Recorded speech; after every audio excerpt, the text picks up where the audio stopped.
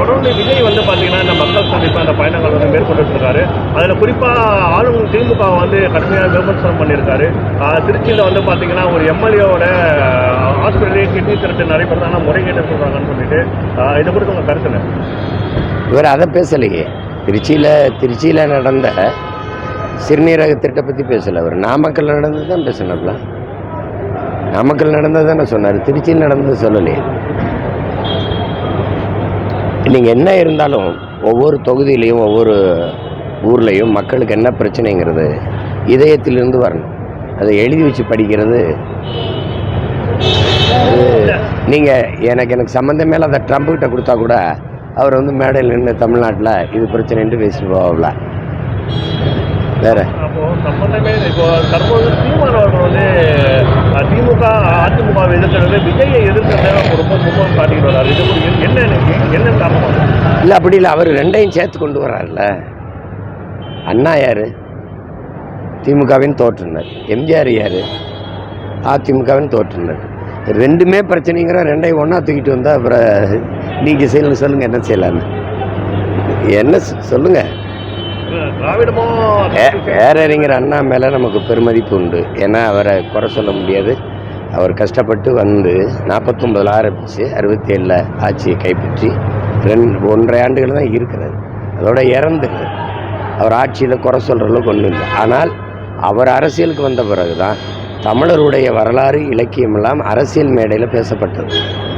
அந்த பெருமை, அந்த நன்மை, அவர் மேலே அந்த நன்மதிப்பு தமிழ் மக்களுக்கு என்றைக்கும் மாறாது. அது அண்ணாவை வச்சுட்டா அண்ணா யாருன்னு ஒரு 1/2 மணி நேரம் பேசணும்ல. எம்ஜிஆரை வைக்கிறீங்க. நான் சொல்கிறேன், இந்த நாட்டில் கல்வியை மருத்துவத்தை தனியார் மயப்படுத்தின பெருந்தகை எம்ஜிஆர் தான்.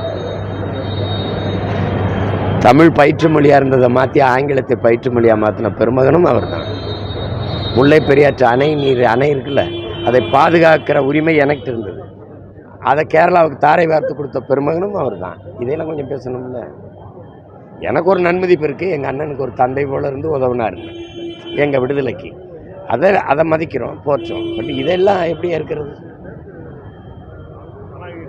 நடக்கக்கூடிய விவாதங்கள்ல வந்து பார்த்தீங்கன்னா டிவி விவாதங்கள்ல தாவேகாவினர் அவங்க வந்து குறிப்பிட்ட விஷயம் என்னன்னா, சீமான் அவர்கள் வந்து நடிகர்கள் கட்சியாளர் சொல்றாரு. ஆனால் சீமான் அவர்களே அதெல்லாம் கிடையாதுங்க.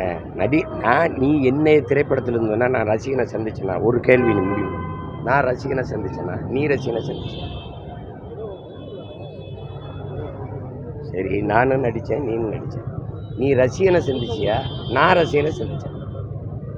நான் மக்களை சந்தித்தேன், நீ ரசிகனை சந்திக்க. வரும் 2026 தேர்தலில் நாம் தமிழர் கட்சி வந்து கூட்டணி வாய்ப்பு இருக்கா சார்?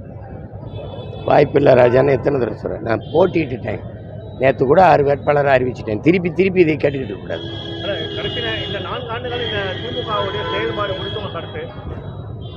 நீங்கள் திமுகவின் செயல்பாடு, ஒரு அதிகாரத்தில் இருக்கிற அரசியல் கட்சி, ஆட்சியில் இருக்கிற கட்சியினுடைய செயல்பாடு எப்படி இருக்குது, உங்கள் கருத்து என்னன்னு கேட்குற நிலைமையில் இருக்குது.